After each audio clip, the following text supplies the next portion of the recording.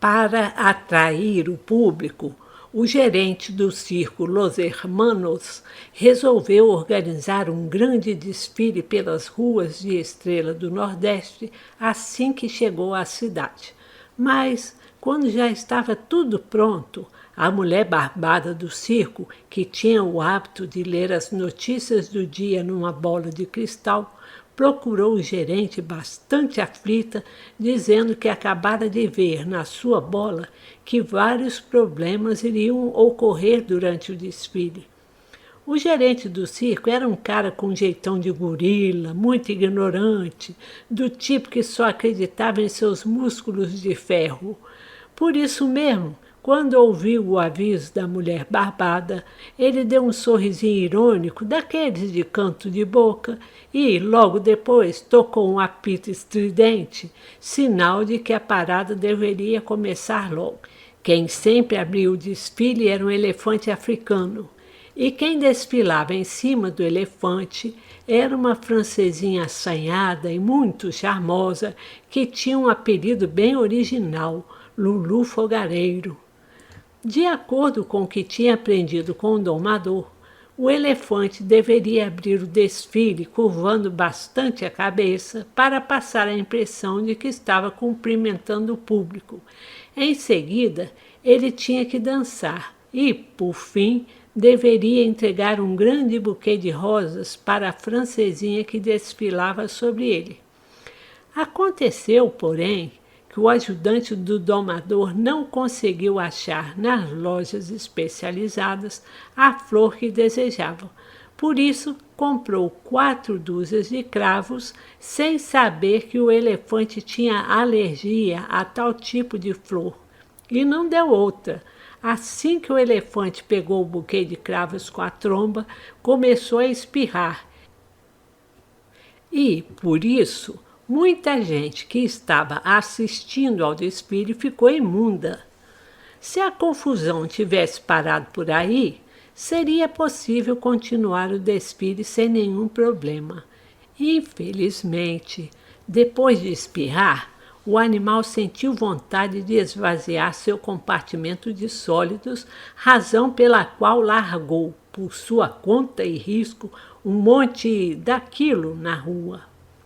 Antes que os faxineiros que trabalhavam no circo tivessem tempo de limpar a sujeira espalhada no meio da rua, os macacos, que desfilavam logo depois do elefante, começaram a fazer aquilo para o que tinham sido treinados, que era plantar bananeiras e virar cambalhotas no chão.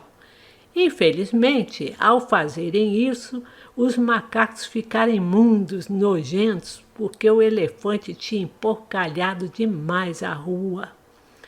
Ainda de acordo com o que tinham aprendido, depois de darem cambalhotas e plantarem bananeiras, os macaquinhos deveriam pular nos braços abertos das dançarinas que desfilavam trepadas nos ombros dos trapezistas. E foi aí que a coisa esculhambou de vez, porque, quando viram aquela macacada imunda vindo na direção deles, os trapezistas saíram correndo e as dançarinas que estavam sobre os seus ombros perderam o equilíbrio e caíram. 2 delas, as mais azaradas, quebraram os braços e todas ficaram com muitos arranhões. Apesar de tanta confusão, o gerente do circo, que não era homem de entregar os pontos por qualquer coisinha, mandou o desfile prosseguir. Quem desfilou logo em seguida foi o fabuloso mágico Alberico de las Fuentes, que tirou de sua reluzente cartola 2 beija-flores, 4 periquitos, 5 canarinhos, 1 coelho e 1 papagaio. As pessoas que estavam vendo tudo com muita atenção ficaram encantadas quando as aves pousaram suavemente nos braços da ajudante do mágico, que estava vestida com uma roupa feita com 4 dedos de pano. Quem vinha logo depois do mágico, no animadíssimo desfile, era um leão africano enorme, que, naquele exato momento, estava com a barriga completamente vazia. Quem estava quase matando o animal de fome era Zé Chicote, seu tratador, que andava bastante relaxado e só queria saber de ir para trás das moitas com Lili Faé, uma assanhada dançarina. Quando o mágico, que era bastante competente, tirou o papagaio da cartola, a barriga do leão roncou e ele começou a babar. Quando o artista tirou os periquitos e os beija-flores do chapéu, o leão ficou agitado e começou a andar de um lado para o outro, muito nervoso. Mas justiça seja feita, mesmo diante de tanta tentação, o animal aguentou firme.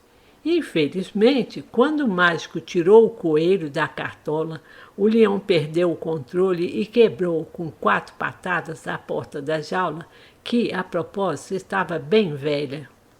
Uma vez do lado de fora, o leão pulou em cima do chapéu do mágico, doidinho para devorar os animais que saíam daquela fonte de gostosuras.